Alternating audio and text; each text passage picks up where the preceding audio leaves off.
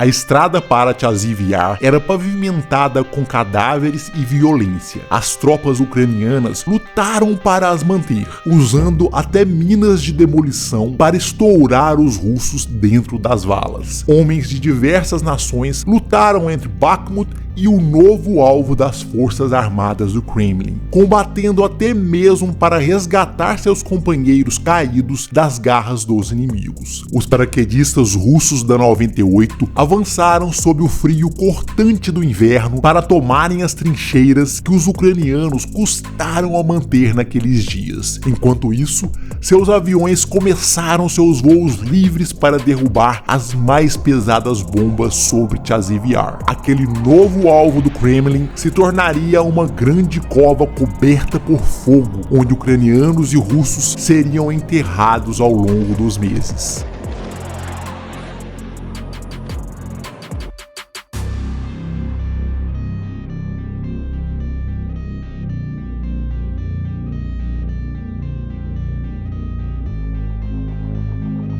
O mundo aprendeu a conviver com o nome de cidades ucranianas nos jornais. O nome famoso da ocasião seria Chasiv Yar. A cada 6 meses, parecia haver uma grande mudança que colocava uma nova em evidência. Primeiramente foi, claro, Kiev, mas os russos nunca tomaram e foram expulsos. Depois Kherson, mas dali os invasores saíram ainda em 2022. Mas depois disso vieram Soledar, Bakhmut, Marinka, Avdiivka, em uma sucessão de quedas quando forças concentradas foram usadas para finalizar batalhas antigas. Avdiivka, por exemplo, teve seus primeiros conflitos em 2014, intensificados em 2022, e só a partir de outubro de 2023 a Rússia concentrou tudo o que tinha para tomar a cidade em fevereiro de 2024. Segundo o vaticínio de alguns, Chasiv Yar teria o mesmo destino ainda em 2024, quando os russos começaram toda a empreitada com mais de 25 mil homens contra forças desgastadas dentro da área urbana. A cidade só se tornou um alvo depois da queda de Bakhmut, dominada pelo Wagner Group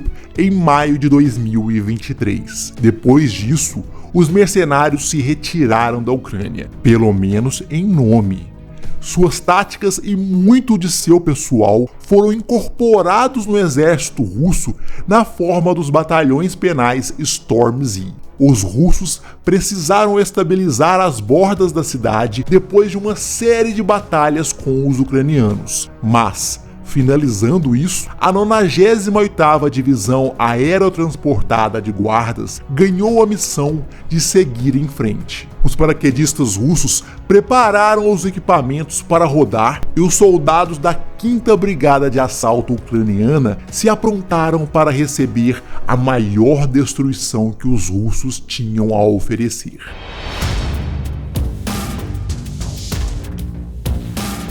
Existe uma curta distância entre Chasiv Yar e Bakhmut. Não é fácil percorrê-la com o estado das estradas e a artilharia preparando sua mira com orientação dos drones. Por isso, o primeiro evento da guerra a chegar a Chasiv Yar foi, obviamente, um míssil em janeiro de 2023. A população ouviu sua chegada com desespero, aguardando onde seria a queda. Cada coração ficou apreensivo sem saber se o pouso violento seria diante de si. Explodiu nas redondezas sem vítimas, apenas um anúncio do futuro sombrio.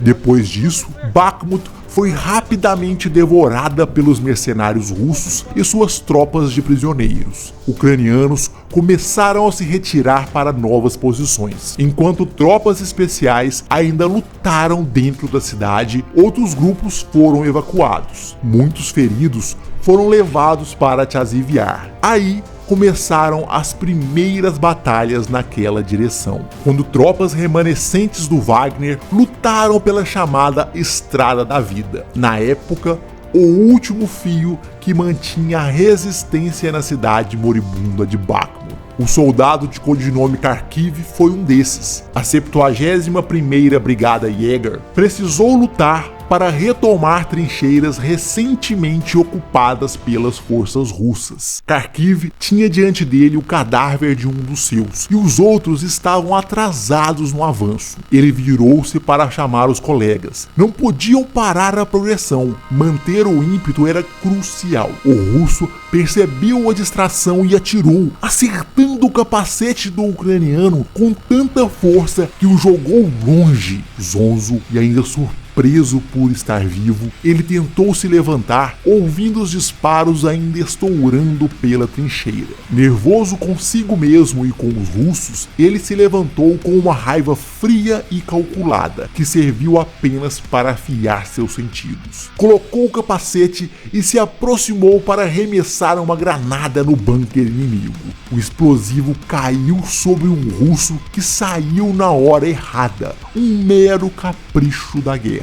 O cadáver estourado deixou outros dois no bunker assustados o suficiente para Kharkiv entrar com o dedo no gatilho, esgotando o dia de sorte daqueles homens. A situação se degradava na estrada da vida. Os russos avançaram contra cada vez mais trincheiras. Entraram em valas com falta de homens para defender. Os drones detectaram esses soldados se reunindo e planejando o avanço. A primeira tentativa de os impedir foi com os morteiros do regimento Kalinowski, caindo na linha de árvores. Não conseguiram eliminar todos e o assalto persistiu, com os soldados avançando entre os galhos partidos. Dentro das valas, os corpos curvados apontaram as armas para frente, procurando pelos inimigos sem notarem que estavam sendo observados. Eram apenas 3 ainda em estado de atacar naquele momento.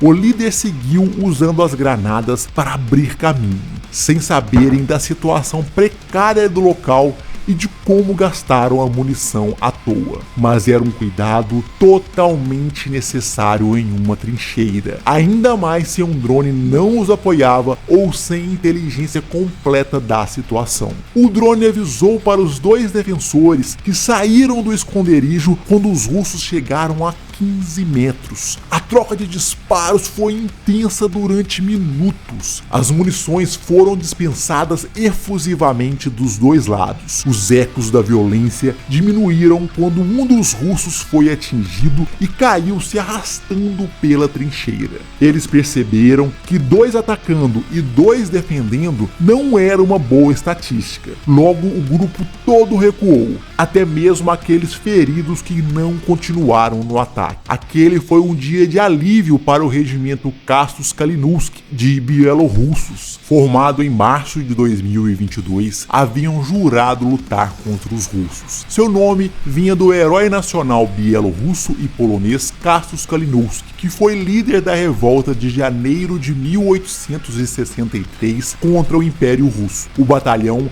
viu momentos de desespero durante as batalhas de Bakhmut. Em uma delas, viu um de seus companheiros ser morto e souberam que nunca mais veriam seu cadáver do modo como as coisas iam. Foi uma luta desesperada. Gastaram toda a munição dos rifles e dos RPGs para abrir caminho de volta no campo de batalha no meio das explosões, jurando que não deixariam um companheiro para trás. Passaram por corpos de inimigos procurando pelo cadáver correto. Foi uma visão lamentável ver o homem caído, mas lhes restava carregá-lo antes que os russos tomassem de vez a posição. E assim os inimigos fizeram, dando pouca atenção para os bielorrussos. As forças ucranianas foram expulsas cada vez mais rapidamente da região de Bakhmut, perdendo tudo em volta. Em um momento desesperador, os bielorrussos do Batalhão Terror entraram em atividade com a missão de retirar os russos de uma posição estratégica já muito disputada. Nem era preciso explicar demais para dizer o que aquela terra custou em vidas humanas. As imagens mostravam tudo. Os bielorrussos entraram de depressa, percorrendo a distância entre os buracos, cientes de que os russos já estavam os esperando. Passaram por mais de uma dezena de veículos destruídos, evitando pisar nos cadáveres espalhados na superfície. As primeiras granadas começaram a voar pelas trincheiras ou a serem jogadas nos buracos mais próximos. A fumaça começou a aumentar e a colocar os russos mais escondidos. O batalhão Terror não estava para brincadeira. Desentocar não era necessariamente retirar os russos da toca em um pedaço. Prepararam munições de demolição para fazer um serviço completo. A fumaça marcou o fim de um ponto de defesa com restos de corpos dilacerados dentro dos buracos. Eles continuaram para outro pouco depois. As granadas geraram espaço para seguirem com os rifles se levantando o mínimo possível sobre a terra. Era um caminho cheio de cadáveres em que a AKS-74U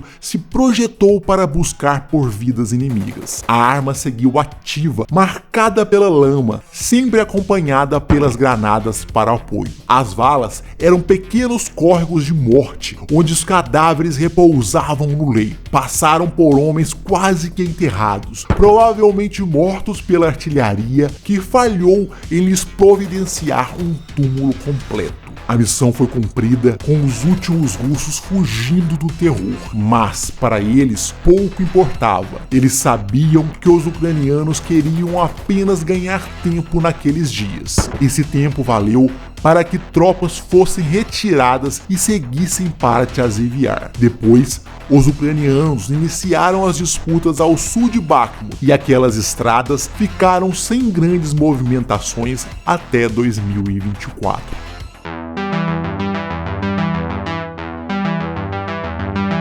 A Rússia havia criado uma sistemática de combate poderosa em 2024. A Avdiivka caiu com um poder concentrado do uso de várias forças, incluindo milhares de Storm Z. Isso foi auxiliado pela redução dos aportes americanos para munições. Assim que esse objetivo foi concluído, os ataques se intensificaram em Tchazivyar em fevereiro de 2024. Os russos iniciaram uma busca pela defesa aérea na cidade, encontrando um S-300. Esse sistema de mísseis superficiar de longo alcance foi desenvolvido pela antiga União Soviética e ainda era considerado um dos sistemas de mísseis antiaéreos mais poderosos em atividade. Mas era inútil quando um drone kamikaze travava o alvo nele, como foi o caso naquele dia em que o Lancet se chocou contra a blindagem, danificando gravemente o equipamento. As torres de comunicação ucranianas tiveram o mesmo tipo de contato. Os russos tinham planos muito específicos sobre o que eliminar antes de avançar. Os paraquedistas russos foram transformando tudo no caminho de Tchazivyar em uma ameaça. Dirigir durante a noite era um horror para os soldados ucranianos que aguardaram por meses aquele momento do conflito. O ATGM explodiu sobre o carro, quase levando as vidas dos soldados consigo. Do mesmo modo, os tanques estacionados junto às trincheiras e vilas foram encontrados para se tornarem vítimas dos drones. Mesmo durante as nevascas, os predadores aéreos os abateram sem que os ucranianos pudessem fazer nada para se protegerem. Aos poucos, esses blindados passaram a voltar de suas missões e se ocultarem entre as árvores para evitarem ser caçados consistentemente pelos russos. O tempo ruim poderia até ser uma proteção e camuflagem, mas a cada atividade os russos o seguiram até sua posição de descanso. O Lancet viajou para destruir mais um dos blindados inimigos, colocando a tripulação em fuga no meio de um frio devasso que não tinha vergonha de cortar a pele e a coragem dos homens. Assim, a Ucrânia foi perdendo em sequência os tanques na linha de defesa de Tchazivyar para os voos dos Lancets. O inverno terminava com os corações ucranianos só sentindo cada vez mais o vazio da perda de seus instrumentos. Os defensores, ainda em posições nas trincheiras, eram um risco que a 98 russo não queria correr. Tinha soldados de elite, mas seu objetivo não era simplesmente jogá-los contra missões de alto risco. A princípio, acharam os inimigos e colocaram como missão acabar com o pessoal do mesmo modo que faziam com os equipamentos, explodindo. A artilharia acertou os esquadrões ucranianos que se deslocaram tentando cumprir as novas ordens para resistir ao avanço russo.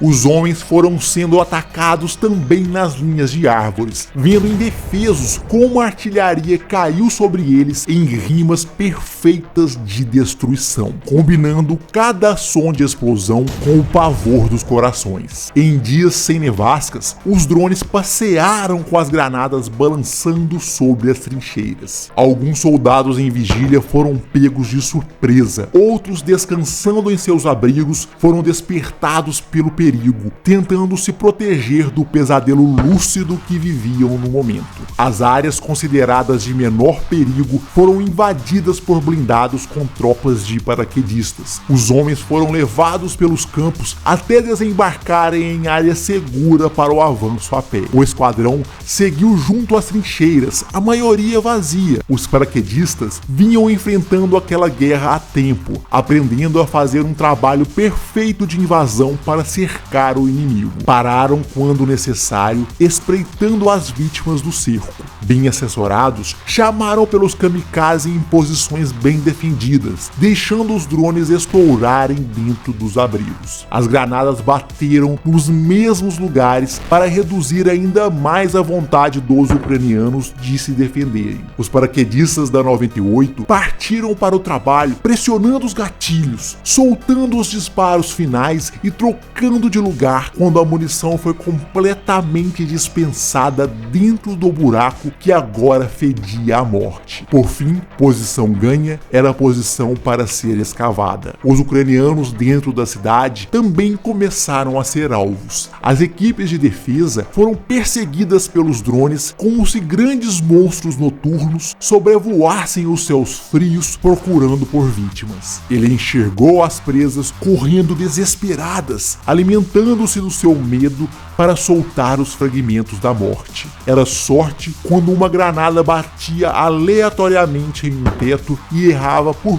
poucos soldados. O caminho parecia bem aberto quando a 98 passou a liberar ainda mais de seu arsenal. Os Su-25 voaram livremente pelos céus no rumo de Chasiv-Yar. Sem medo dos sistemas de defesa aérea, os aviões dispararam suas bombas à vontade, causando terror em suas passagens. Projetados para um suporte aéreo próximo, eles desceram junto ao solo para fazerem disparos conforme lhes era conveniente, gerando apenas mais terror em uma situação tensa para a Ucrânia. Foi uma questão de tempo para que uma cidade sem defesa aérea visse os sinais dos aviões riscarem os céus todos os dias e deixarem seus registros no solo. As bombas estouraram ao redor de Chasiv-Yar. As principais tropas nem estavam na borda ainda, mas os Su-25 faziam parecer que a cidade estava praticamente tomada. Tantas eram as FAB de peso variado que eram jogadas. Em menos de um mês, o local se degradou a um ponto em que os ucranianos precisaram evacuar os feridos rapidamente e estabelecer novas defesas. Todo o vaticínio para a queda de Chasiv-Yar parecia estar próximo da verdade. No entanto, lá dentro, as tropas resistiram. Ainda havia uma estrada para a Rússia percorrer. E, no meio disso, os soldados da 98 encontraram alguns percalços. Um deles, uma meta de tomar a cidade até 9 de maio de 2024. Parecia factível ainda em fevereiro e março, só que a guerra não lida bem com planos de generais e tem péssima tendência de os rasgar, mandando de volta os mensageiros dentro de caixões, dizendo que nada nem sempre é tão fácil quanto parece.